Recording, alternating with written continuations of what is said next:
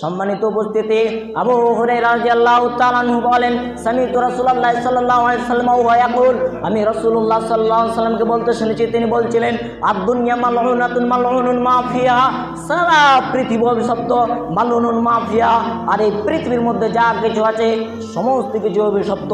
এই ফ্যান অভিশপ্ত, এই লাঠি অভিশপ্ত, এই পৃথিবীর জীবজন্তু কীট পতঙ্গ যা কিছু আছে সব কিছু অভিশপ্ত, ইল্লা তবে যিকরাল্লাহ, আল্লাহর জিকির অভিশপ্ত নয়। সুবহানাল্লাহ, আলহামদুলিল্লাহ, আল্লাহু আকবার, লা ইলাহা ইল্লাল্লাহ, এইগুলি অভিশপ্ত নয়। ওমা ওয়ালাহু, আর যে ব্যক্তি এগুলো পড়ে, যে ব্যক্তি বলে সুবহানাল্লাহ, আলহামদুলিল্লাহ, আল্লাহু আকবার, ওই ব্যক্তি অভিশপ্ত নয়। ওয়া আলিমান, যারা আলেম কোরআন হাদিসের শিক্ষা দেয় তারা অভিশপ্ত নয়। অমুতাআল্লিমান, আর যারা ছাত্র কোরআন হাদিসের শিক্ষা নেই ওরা অভিশপ্ত নয়।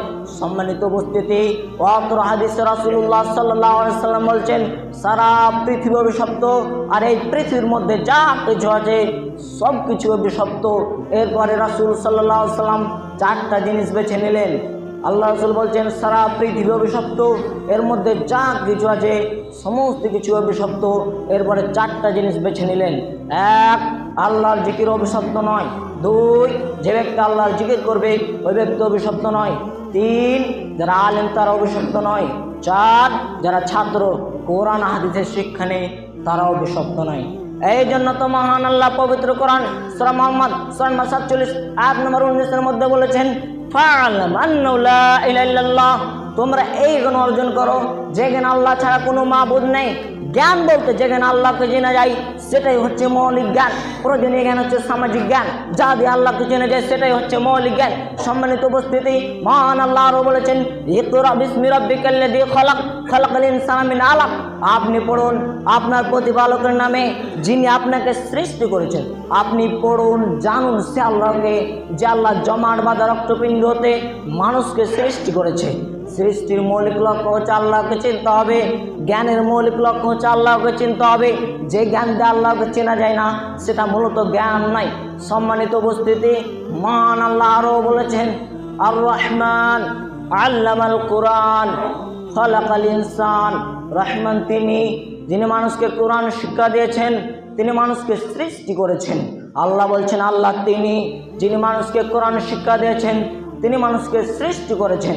সৃষ্টির মৌলিক লক্ষ্য হচ্ছে আল্লাহকে চিনতে হবে। জ্ঞানের মৌলিক লক্ষ্য হচ্ছে আল্লাহকে চিনতে হবে। যেই জ্ঞান দিয়ে আল্লাহকে চেনা যায় না সেটা মূলত জ্ঞান নয়।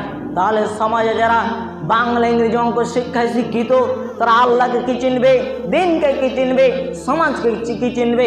সম্মানিত উপস্থিতি, এই জন্য তো রাসূলুল্লাহ সাল্লাল্লাহু আলাইহি ওয়াসাল্লাম 1450 বছর পূর্বে বলে গেছেন, আমার জীবনে তিনটি বড় ভয়, আমি যে ব্যাপারে বেশি আশঙ্কা করছি, আমার জীবনে তিনটি বড় ভয়। এক, আইম্মাতুল মুজাল্লিন, ভ্রান্ত হুজুর, ভ্রান্ত আলেম সমাজ। হুজুর ভ্রান্ত হবে, আলেম ভ্রান্ত হবে। হুজুর ভ্রান্ত হবে কত সত্য, আলেম ভ্রান্ত হবে কত সত্য। দুই, সাতা'বুদু কাবাইল মিন উম্মাতিল আওসান, আমার উম্মত মূর্তি পূজা করবে, এটা আমার ভয়। প্রায় মানুষের বাড়িতে ছবি মূর্তি আছে, প্রায় মানুষের বাড়িতে শখে পুতুল সাজানো রয়েছে, প্রায় মানুষের বাড়িতে ছবি মূর্তি আছে।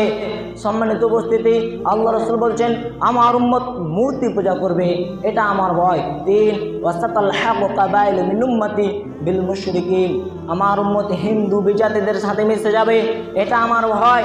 সম্মানিত উপস্থিতি, মানুষের বিদ্যা মানুষকে হিন্দু নীতি নিয়ম শিক্ষা অর্জন করতে বাধ্য করবে, মানুষের বিদ্যা মানুষকে মূর্তি পূজা করতে বাধ্য করবে।